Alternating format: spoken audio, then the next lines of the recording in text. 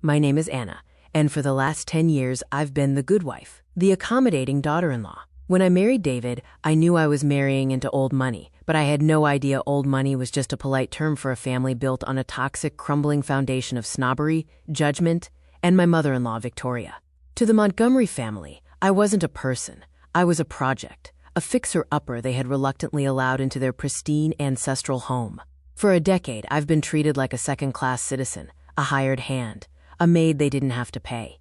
But they made two very big mistakes. First, they mistook my kindness for weakness. And second, while they were busy judging my taste in clothes, they completely forgot to ask about my career, my ambition, or the multi-million-dollar hobby I was secretly building in my spare time.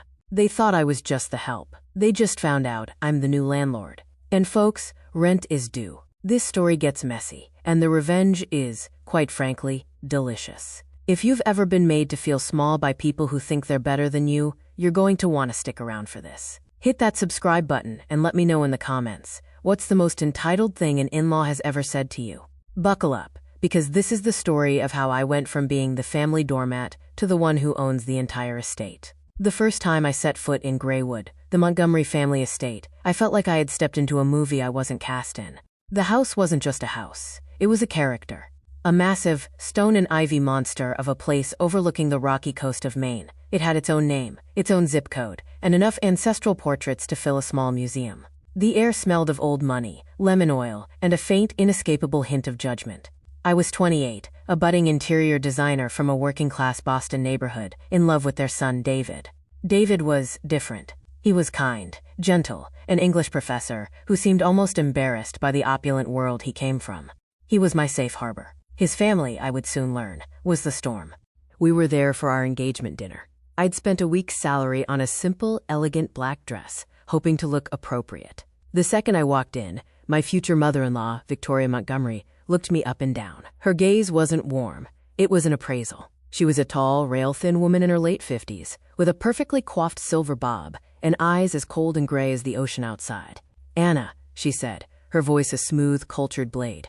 "How practical of you to wear black. It's so versatile." She didn't kiss my cheek. She presented it for me to kiss, an offering to a queen. Her husband, Richard, a portly man who looked like he'd been perpetually disappointed since 1985, just grunted and shook my hand, his grip limp. The dinner was an interrogation disguised as polite conversation. Victoria's questions were like tiny poisoned darts. "And your parents, dear? Your father is a plumber. Is that right? How fascinating. Such useful work. And you? An interior designer? How charming. Mostly apartments, I assume? We're just so used to dealing with our people in New York and Paris for the real properties." Every word was designed to remind me of my place. I was the help. I was the blue-collar girl who had somehow, inexplicably, charmed her way into the dynasty. David, bless his heart, tried to run interference. "Mom, Anna's firm just got a glowing write-up in Boston Modern." Victoria just smiled, a thin, tight-lipped expression that didn't reach her eyes. "Of course, dear. How lovely for you." But the real, defining moment of humiliation came after dinner. We were having coffee in the grand, suffocating library. I offered to help clear the cups. "Oh, heavens no, dear," Victoria said with a light, tinkling laugh that set my teeth on edge. She then turned to the actual housekeeper, a woman named Maria who had been with them for 30 years, and said, "Maria, could you please take Anna's cup? She's not used to just leaving things." Then she turned back to me. "You just sit and relax, dear. You're a guest." She had, in one elegant, brutal sentence, drawn a line in the sand. I was a guest, just like I was hired help, and neither, in her eyes, was truly family. I was just visiting. I caught David's eye across the room. He looked uncomfortable, pained, but he did the one thing he would perfect over the next 10 years. He said nothing. He just looked away, picking an imaginary piece of lint off his cashmere sweater. I sat there, my face burning, my hands clenched in my lap, and I smiled. I smiled until my jaw ached. I knew, in that moment, that this wasn't an engagement. It was a war. I married David 6 months later, in a wedding that I had almost no say in. Victoria handled everything, from the guest list, mostly their friends, to the flowers, all white, which she informed me was timeless, unlike my trendy ideas, to my dress, which she helped me pick out by systematically pointing out the flaws in every gown I liked until I just gave up and chose the one she'd pre-selected. We didn't move to Maine, thank God. We lived in Boston, in a condo that was, of course, owned by the Montgomery Family Trust.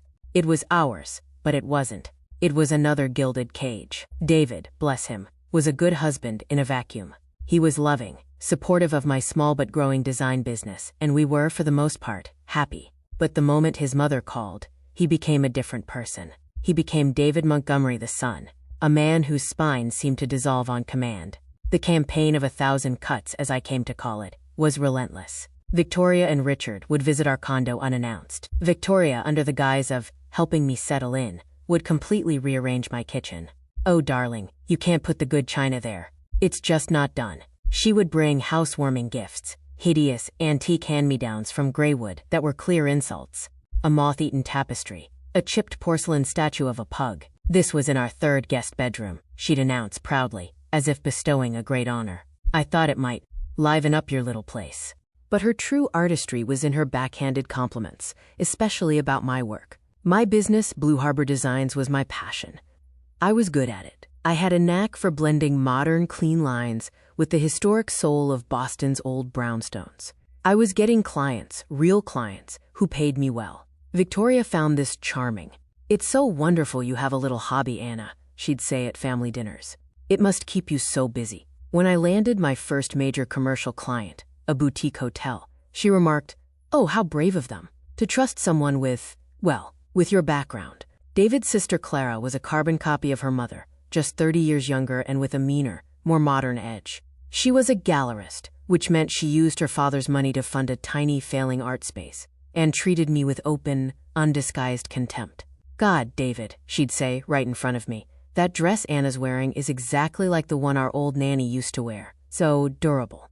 But it was always David's silence that cut the deepest. He saw it. He heard it, and he did nothing. That's just how she is, Anna," he'd say later, after they'd left, seeing me trembling with suppressed rage. "She doesn't mean it that way. She's from a different generation. Her generation invented passive aggression, David," I'd reply. He would just sigh.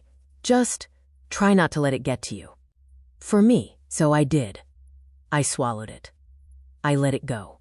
I smiled through the insults. I graciously accepted the hideous pug statue, which I promptly, accidentally broke during a dusting incident. And I poured every ounce of my frustration and anger into the one thing I could control: my work. While they were all playing their high society games, I was working.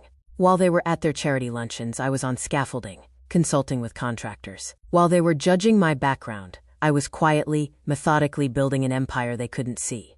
Blue Harbor Designs was no longer a hobby. It was a powerhouse. I'd secured contracts with some of the biggest developers in the city. I was making more, far more, than David, a fact I kept completely to myself. I had my own accounts, my own investments, my own fuck you fund that was growing at an exponential rate. I was living a double life, the meek, practical daughter-in-law in their world, and a shark in my own. The breaking point, the moment my quiet resentment finally hardened into a cold, diamond-hard resolve, came at David's sister Clara's wedding. It was, of course, the society event of the year, held at a sprawling, oceanfront country club. I was, as a family member, expected to be deeply involved in the planning. Involved, in Victoria's world, meant unpaid labor. I was tasked with overseeing the entire setup, managing the vendors, the flowers, the lighting. Basically, I was the event's unpaid producer, a role my mother-in-law graciously allowed me to perform as my gift to the happy couple. I did it, of course. I did it flawlessly. I worked for 6 months, sacrificing my own paying clients, to ensure Clara's wedding was a masterpiece of coastal elegance. I did it for David. I did it, I told myself, to finally earn my place. The day of the wedding, I was a wreck. I'd been at the club since 5 a.m., managing a crisis with the cake, a last-minute seating chart disaster created by Victoria, and a near mutiny from the floral team. By the time I finally slipped into my bridesmaid dress, I was exhausted, but proud. The reception looked stunning. I had nailed it. The ceremony was lovely. I stood beside David, watching him watch his sister, and felt a moment of genuine peace. Okay, I thought. We're family. Then came the reception. I was trying to have a sip of champagne, my first of the day, when Victoria glided up to me, her face a mask of polite panic. "Anna, darling, a disaster," she whispered, grabbing my arm. "One of the catering staff, that new boy, he just dropped an entire tray of champagne flutes. He's completely overwhelmed, and the bar is a mess. We're falling behind on the service."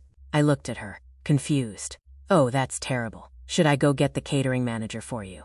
She gave me that thin, pitying smile. Oh, honey, they're swamped. But you're so good at this sort of thing. You know, managing staff. Could you just pitch in? Just for a little while? Just until they get caught up? It would be my personal favor. I stared at her. She was not joking. She was asking me, a guest, a bridesmaid, her son's wife, to put on an apron and serve champagne in front of all her high society friends. Victoria, I said slowly. I'm in the wedding party. Oh, don't be silly, dear. No one will even notice, she said, already pushing me towards the service entrance. Just grab one of the black aprons from the kitchen. It will blend right in with your dress. You're a lifesaver. I looked across the lawn. I saw David, laughing with his father and some uncle. He caught my eye. He saw his mother, her hand on my back, pushing me toward the kitchen. He saw my face, my look of pure, horrified disbelief. And he looked away. He gave a small, nervous shrug, as if to say, "What can you do?" and turned back to his conversation. That was it. That was the moment my love for him, which had been eroding for years, finally cracked down to the foundation. He was not just weak. He was a coward, and he would always sacrifice me for his mother's comfort. A cold, calm, and utterly terrifying numbness washed over me. I stopped fighting. "Of course, Victoria," I said, my voice suddenly light, almost cheerful. "Happy to help." I walked into the kitchen, through the swinging doors. The catering manager, a woman I had been working with for months, looked at me in horror. "Mrs. Devereaux, what are you doing back here?" "My mother-in-law," I said, my smile feeling like a death grimace, insisted I pitch in. I untied the delicate silk sash from my bridesmaid dress, tied on a starchy black waiter's apron, picked up a heavy tray of champagne flutes, and walked back out onto that lawn. For the next 45 minutes, I served drinks at my sister-in-law's wedding. I smiled. I said, "Congratulations." I offered more champagne to my own husband, who had the decency to look sick to his stomach. I served my mother-in-law, who took a glass from my tray, winked and whispered, "You're a natural at this, dear." "Thank you." It was the most profound, public, and exquisitely painful humiliation of my life. And as I stood there, a servant in a bridesmaid dress, I made a silent, cold vow. I would not leave. I would not divorce him. Not yet. That was too easy. They had shown me who I was to them. And one day, I was going to show them, all of them, exactly who I was. The woman who went to bed at Seacliff that night was not the same one who had woken up that morning. The old Anna, the one who tried, who cared, who just wanted to be loved, was gone, burned away by the acid of that humiliation. The woman who woke up the next morning was a stranger, a cold, quiet, and calculating woman I hadn't known existed. I was the prosecutor again. And I had just opened a new case, the People versus the Montgomery family. I didn't confront David.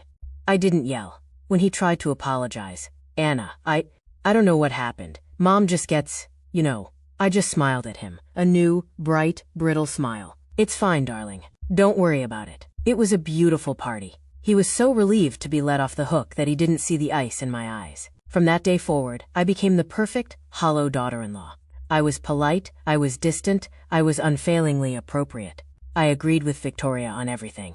What a wonderful idea. You're so right, Victoria. How did you ever think of that?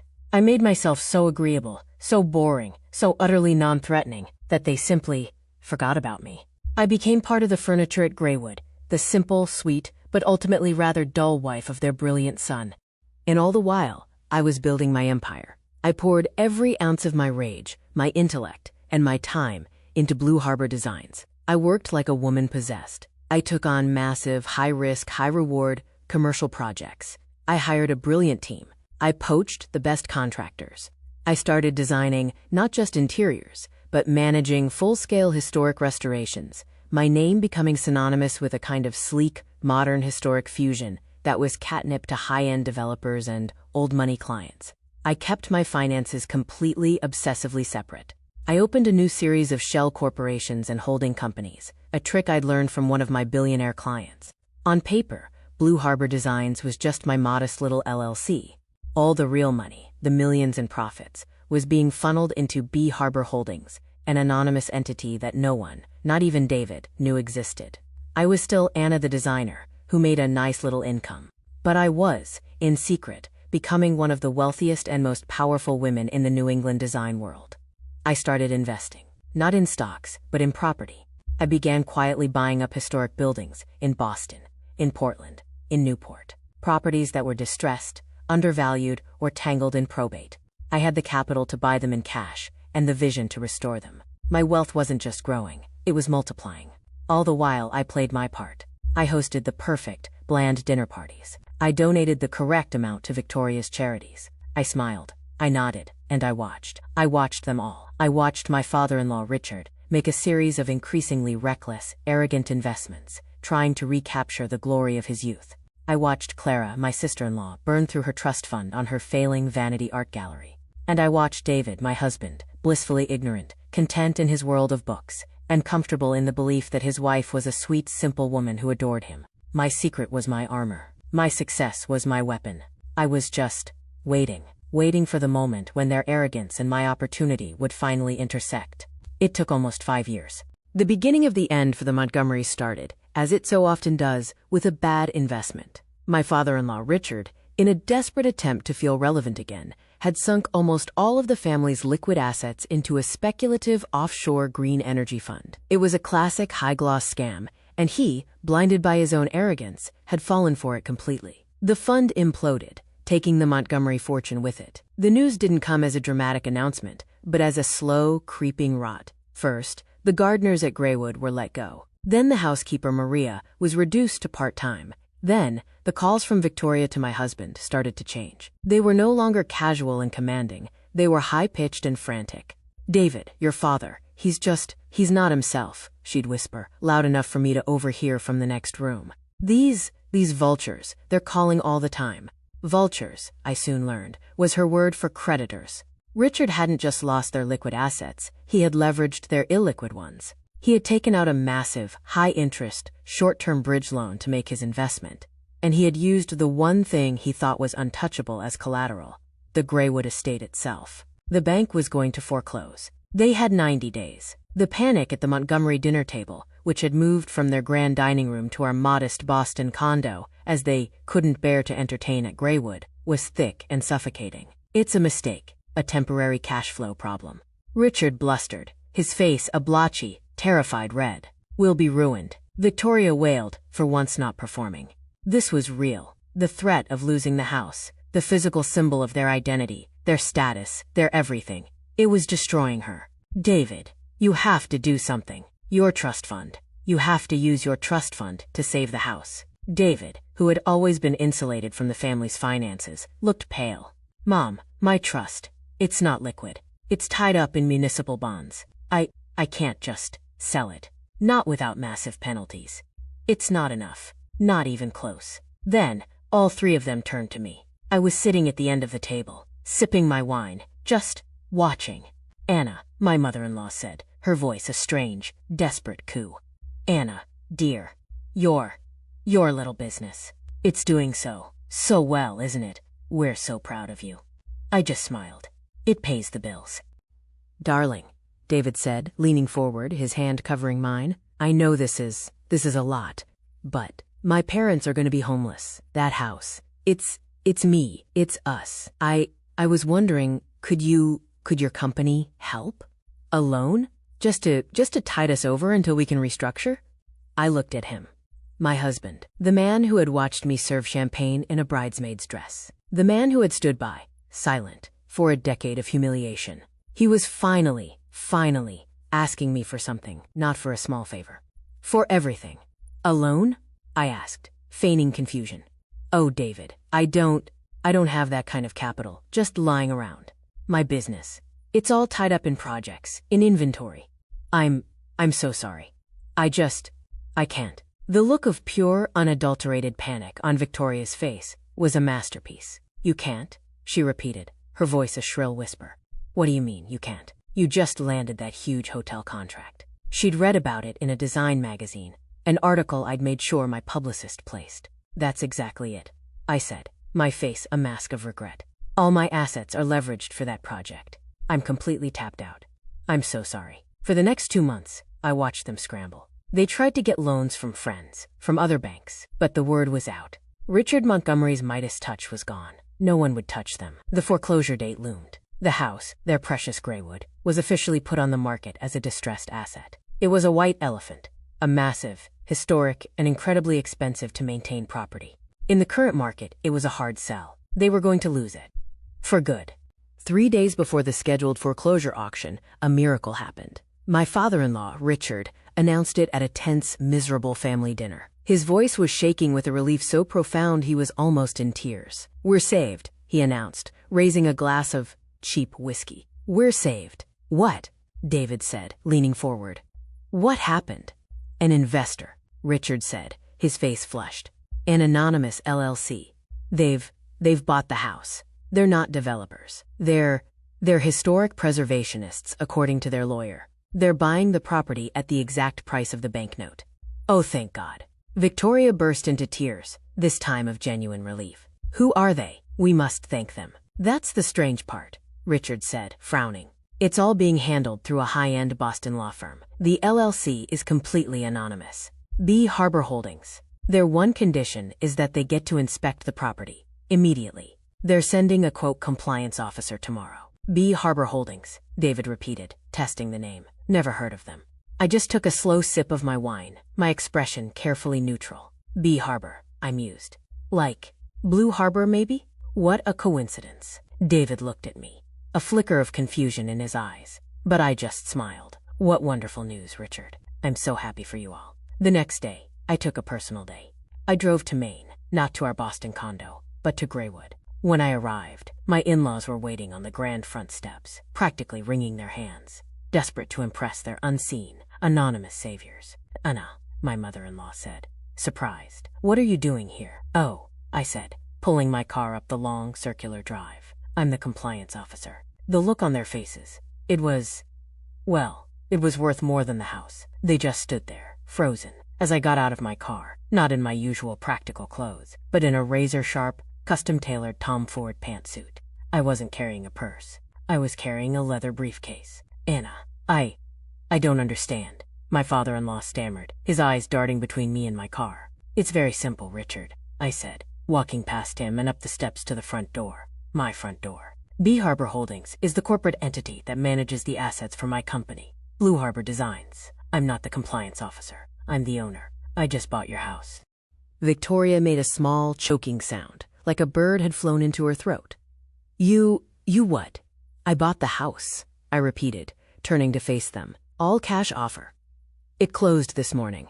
I believe you've been served the preliminary paperwork?" Richard was fumbling with a legal-sized envelope that had been delivered by courier that morning, one he had likely assumed was from his own lawyer. He ripped it open, his hands shaking. His face went from ashen to a deep, blotchy purple. This is a notice," he whispered, his voice trembling. "It's a notice of termination of tenancy." "That's right," I said, my voice bright and cheerful. "As the new owner, I'm afraid I won't be renewing your occupancy. You have 30 days to vacate the premises, as per Maine state law." You're evicting us?" Victoria finally shrieked, her voice cracking. "From my home?" "From my home, Victoria," I corrected her, stepping past her and opening the front door with the new set of keys the bank had provided. "I believe you've always found me to be very practical, and this is just a practical business decision." David, who had been standing silent this entire time, finally spoke. "Anna," he said, his voice a hoarse whisper. What have you done?" I turned to look at my husband, the man who had watched me be humiliated for a decade and done nothing. "I've secured our family's assets, David," I said, smiling that same thin, tight-lipped smile she had used on me all those years ago. "It's just business." The 30 days that followed were a masterclass in controlled chaos.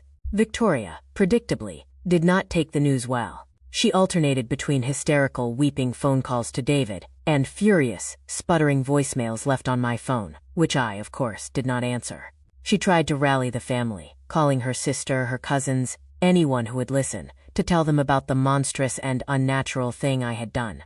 But the why was missing. She couldn't very well tell them why they'd lost the house in the first place, that Richard had gambled away their fortune. So her story just sounded like the ravings of a privileged woman who was angry. A new, richer person had bought her house. The sympathy I heard was limited. Richard, on the other hand, was a broken man. He understood the numbers. He understood what I had done. I had waited until they were at their most vulnerable, their credit ruined, their assets seized, and I had purchased their last remaining symbol of power for pennies on the dollar.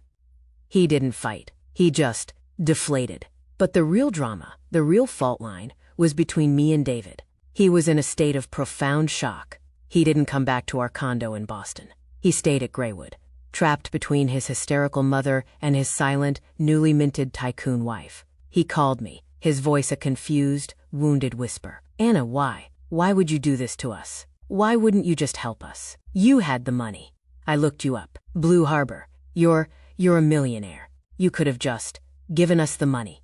I sat on my couch in Boston, my new, beautifully designed apartment that he'd never even bothered to visit, and I finally let the cold, hard truth out. Because helping you, David, was what I'd been doing for 10 years.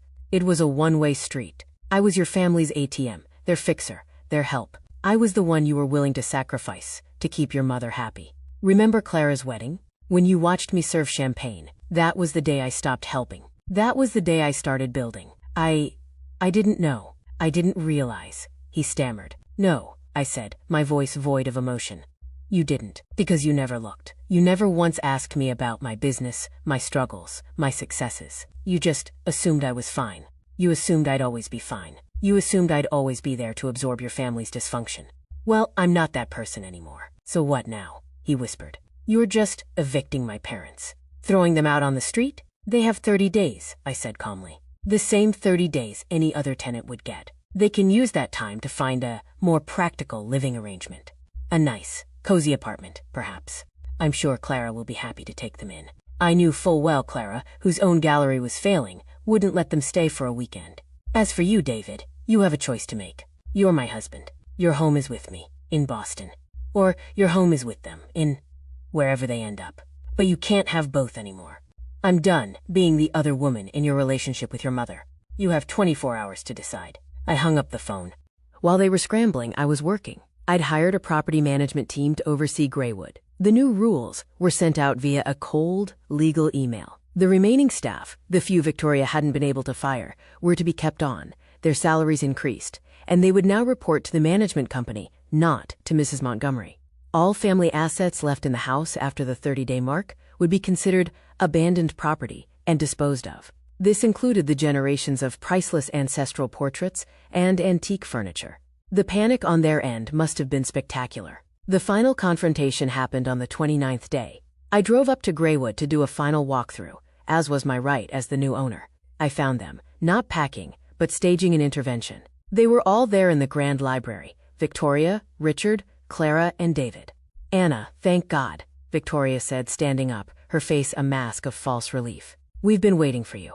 We've had a family talk, and we are willing to forgive you for this lapse in judgment." I just looked at her. Forgive me? For what? For buying a piece of property that was in foreclosure? For this charade, she said, her voice rising. "This is our home, Anna. You can't just take it." "I didn't take it," I said, placing my briefcase on the polished mahogany table. "Richard gambled it away on a bad investment, and the bank took it. I just bought it at auction. A clean, simple, all-cash transaction." "You did it to humiliate us," Clara chimed in, her face blotchy. "You did it to get revenge." "Revenge?" I asked, raising an eyebrow. "Revenge for what? For the decade of insults? For being treated like your personal assistant? For being asked to serve champagne at your wedding, Clara? No, this isn't revenge. This is a restructuring, as your father would say. I'm protecting my investment." "This is not an investment," Victoria shrieked. "This is our legacy." "No, Victoria," I said, my voice finally dropping the polite facade, turning as cold as the main ocean. "This is a house, a pile of stone and wood that you, for my entire marriage, used as a weapon to make me feel small, poor, and unworthy. You built your entire identity on this house, and you looked down on me because I came from a 2-bedroom apartment. Well, now I own the house. And you, I believe, are about to be in the market for a 2-bedroom apartment. Isn't that a full circle moment?" She stared at me, speechless, her mouth opening and closing. You planned this," Richard whispered, his face ashen. "You've been planning this for years." "No," I said, turning to him. "That's the funny part. You all assumed I was simple. You assumed I was stupid. You assumed my little hobby was just that. You never, once, saw me as an equal. You just saw me as the help.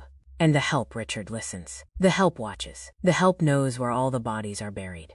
While you were all busy looking down your noses at me, I was busy building a company that could buy and sell you 10 times over. This isn't revenge. This is just the natural consequence of your own arrogance. I didn't plan to buy your house. You just lost it. And I happened to be in a position to pick it up. I turned to my husband. David had been silent, watching this entire exchange like a tennis match. David, I said quietly, my car is outside. I'm driving back to Boston. Are you coming with me, or are you staying here to help your parents pack? It was the moment of truth. Victoria held her breath. David, she whispered. Don't you dare. David looked at his mother, at her face, contorted with a rage and desperation he had never been allowed to see. Then he looked at his father, a broken, defeated man. Then he looked at me, standing by the door, my keys in my hand, calm, strong, and completely, utterly done waiting. He picked up his briefcase from the floor. I'm coming with you, Anna, he said quietly. I think I'll get my coat. Victoria let out a sound I will never forget, a low, guttural wail of pure, unadulterated loss. She hadn't just lost her house. She had just lost her son. Life, as it turns out, is very different when you're the one holding all the cards. David and we're in therapy.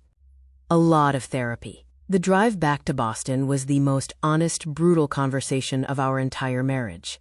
He was angry and confused, and, underneath it all, deeply, profoundly ashamed. He finally admitted that he had spent our entire marriage trying to serve two masters, his mother and me. And in doing so, he had failed us both. I don't know if I can forgive you for that, I told him honestly, as we drove down I-95. For the wedding, for all of it. I know, he said, his voice raw. And I don't know if I can forgive you for this. For taking my home. For evicting them. They'll be fine, David, I said, my voice hard. They're moving into Clara's condo. She's thrilled. Clara, it turned out, was even less thrilled about having her parents as roommates than she was about losing the estate, and had called me, hysterical, to try and negotiate. I told her the new rent at Graywood was $20,000 a month, non-negotiable. She hung up. They're not homeless. They're just not rich anymore. They'll have to learn to live like the rest of us. We're still together, David and I. It's a day-by-day process. He is finally, learning to be a husband first and a son second. He's learning to see me as a partner, not just a practical addition to his life. He is horrified, and, I have to admit, a little bit turned on, by the ruthless businesswoman he'd been married to for a decade without ever noticing. It's a new foundation, and it's fragile, but it's real. As for Graywood, I own it. I've spent the last 6 months renovating it, top to bottom. I've exorcised all of Victoria's ghosts. I ripped out the heavy, oppressive velvet drapes and installed massive, clean, modern windows. I painted over the drab ancestral beige with bright, warm, living colors. I sold off all the stiff, ugly, priceless antique furniture at auction and used the proceeds to fund an arts program at the local high school. I even hired Maria, the former housekeeper, to be my new full-time estate manager, at triple her old salary. The house is no longer a monument to a dead legacy. It's a home. It's my home, and this weekend, I'm hosting my first big event there. Not a stuffy charity gala. A huge, loud, joyful party for all the contractors, designers, and artisans who helped me bring it back to life. My dad, the plumber from Queens, is coming. He's going to be the guest of honor. I received one final, tear-stained letter from Victoria. It was a long, rambling, semi-apology that was still somehow all about her loss and her pain. It ended with one desperate question: when can we come home? I took a piece of my new, custom-made stationery. The letterhead just said, Blue Harbor. I wrote back just one sentence. Victoria, I believe you were mistaken. You never treated me like family. You treated me like the help. And the help, as you well know, is only allowed in by invitation.